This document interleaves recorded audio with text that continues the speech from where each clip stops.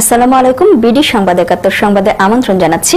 আমি সুমি হাসান। শুরুতেই জানিয়ে দিচ্ছি মাওয়া গ্রুপ সংবাদ শিরোনাম। এবারে Asian specialised hospital and diagnostic centre প্রবাসের সংবাদ। জেদ্দা থেকে সহকর্মী রফিক চৌধুরীর তথ্য ভিডিও চিত্রে দেখুন একটি বিশেষ রিপোর্ট।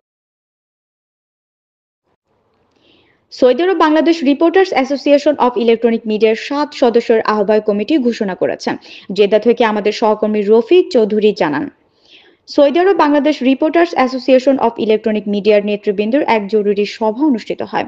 উক্ত জরুরি সভায় সোহেল রানাকে আহ্বায়ক ও হানিস সরকার উজ্জ্বলকে সদস্য সচিব, সাজেদুল ইসলাম, সেলিম আহমেদ, মোহাম্মদ ফিরোজ, কাউসার আব্দুল সালাম ও রফিক চৌধুরীকে সদস্য করে সবার সম্মতিক্রমে ৭ সদস্য বিশিষ্ট একটি আহ্বায়ক কমিটি ঘোষণা করা হয়।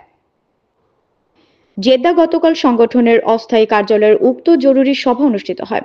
সাবেক সভাপতি ও চ্যানেল আইয়ের স্পেশাল প্রতিনিধি MY আলাউদ্দিন এর সভাপতিত্বে বাংলা টিভির রিপোর্টার সোহেল রানার সঞ্চালনায় এতে প্রধান বক্তা হিসেবে উপস্থিত ছিলেন সাবেক সাধারণ সম্পাদক SA টিভির জেদ্দা প্রতিনিধি বাহার উদ্দিন বকুল।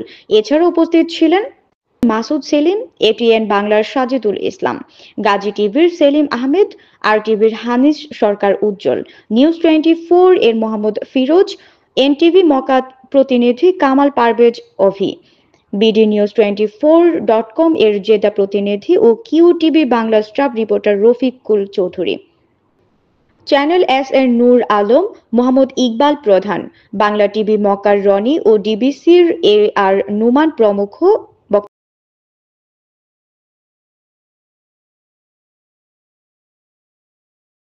বিডি সংবাদ ৭১-এর প্রবাস সংবাদ এই পর্যন্তই। দেশ ও প্রবাসের নিত্য নতুন খবর পেতে চ্যানেলটি সাবস্ক্রাইব করে সাথেই থাকুন। ধন্যবাদ।